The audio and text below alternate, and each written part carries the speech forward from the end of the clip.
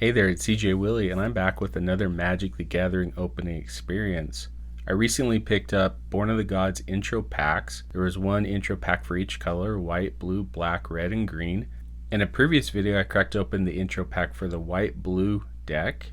Today, I'm going to be cracking open the blue deck. So I'm going to go ahead, clear this up. Okay, the blue intro deck features a blue-black Inspiration Struck theme. It is highlighted with the foil Arbiter of the Ideal. A little bit about the deck: Awaken the Myth. A pantheon of all-powerful gods rules over the plane of Theros. Krakens, Minotaurs, and other monsters of myth threaten the safety of the walled cities.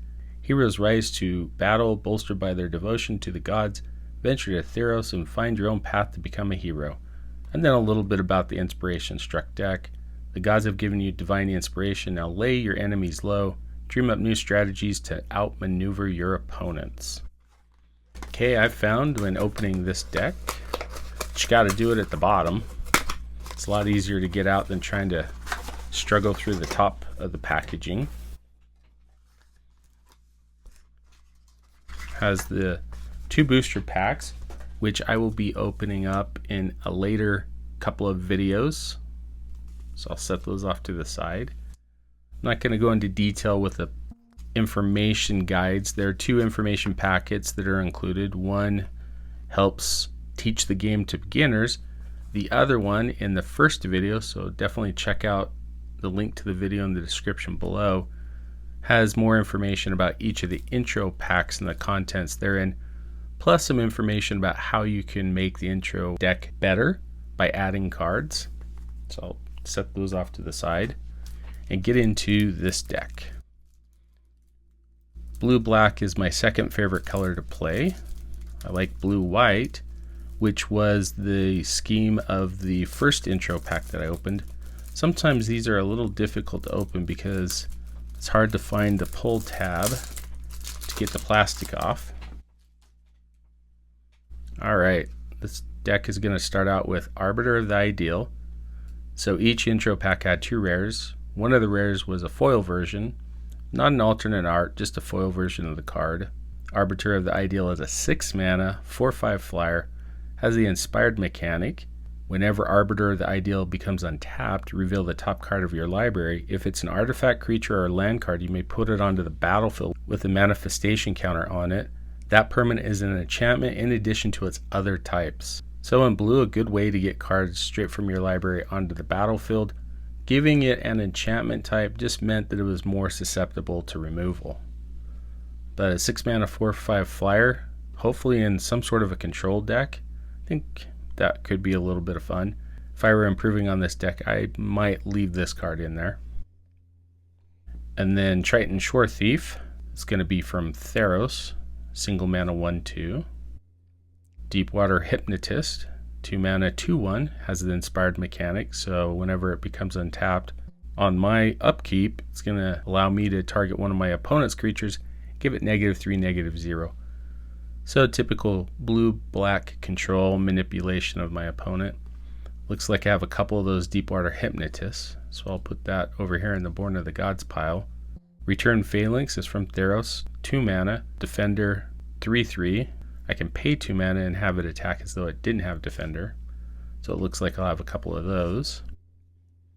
Then the multicolored card from Theros, Shipwreck Singer.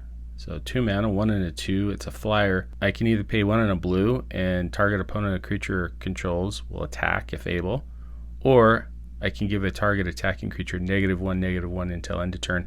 So nerf one of my opponent's creatures and block and hopefully take it out. Black Oak of Adonis, 3 mana, 0/5 Defender. So it appears to have some defenders in this deck. For a single black, I can tap another untapped creature I control. Black Oak Adonis gets +1/+1 until end of turn. Kind of an interesting mechanic. I don't know how great it would be. Appears to have a couple of those. Fellhide Minotaur, 3 mana, 2/3. That's what you get. Pretty vanilla. So a single one of those. That came from Theros. Servant of Tiramet, 3 mana, 1/3. Has inspired, so when it becomes untapped, I gain a life and my opponent loses life equal to the amount of life lost this way. And it has regenerate for 3. Pretty soon Regenerate was going to get phased out from being a keyword in Magic. So a couple of those. From Born of the Gods, Siren of the Silent Song, 3 mana, 2/1 flyer. It also has Inspired, so when it becomes untapped, each opponent discards a card and then puts the top card of his or her library into his or her graveyard. Airy Worshippers, 4 mana, uncommon at 2/4, has Inspired. When it becomes untapped, I can pay 3 mana, and if I do, I'll put out a 2/2 Bluebird enchantment creature with flying. So it could pay off if that were my win condition, getting flyers out there. A couple of those. Breaching Hippocamp came from Theros. It's a 4 mana 3/2, has flash, and when it enters, I can untap another target creature I control. So prior to blocks, flash it in, untap a bigger creature, and make some good blocks, hopefully. Came out of Theros. Forlorn Sudama, 4 mana, 2/1, Intimidate. Kind of the last time that Intimidate would be on cards since Menace became a little more popular. This is another inspired card that when I untap it, I can pay 3 mana, and if I do, I can put out a 2/2 black zombie enchantment creature token. So a way to get other creature cards out there to have them make a difference. Insatiable Harpy, 4 mana, 2/2 flyer with lifelink. It's a little overcosted. Sphinx Disciple, 5 mana, 2/2 flyer with Inspired. When it becomes untapped, draw a card. Now if my opponent doesn't have a way to block flyers, this could give me a lot of card advantage, but at 5 mana, I've really got to be going for the long game. A couple of those. War Chanter of Mogus is from Born of the Gods, 5 mana, 3/3 with Inspired. When it becomes untapped, target creature I control gains Intimidate until end of turn. So Intimidate allowed me to attack, and my creature could only be blocked by artifact creatures or creatures that shared the same color. Horizon Scholar, 6 mana, 4/4 flyer. When it enters, scry 2.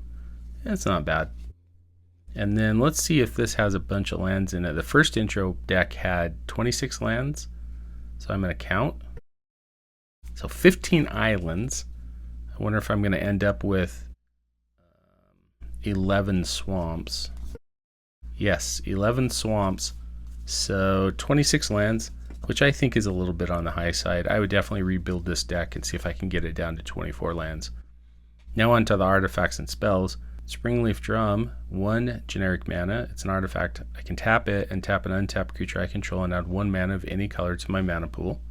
This card for a while had some value around $2, but now I think it's down in like, I don't know, 25 cents, 50 cents maybe. Evanescence Intellect, single blue mana, enchant creature. Enchanted creature has pay 2, tap it, and I'm going to mill my opponent 3 cards. So it looks like I've got a couple of those. Retraction Helix had it stay in the sun. It spiked for a little bit of time in a combo deck, specific geared around it. Single blue mana until end of turn, target creature gains tap it, return target non-land permanent to its owner's hand. So I've got a couple of those.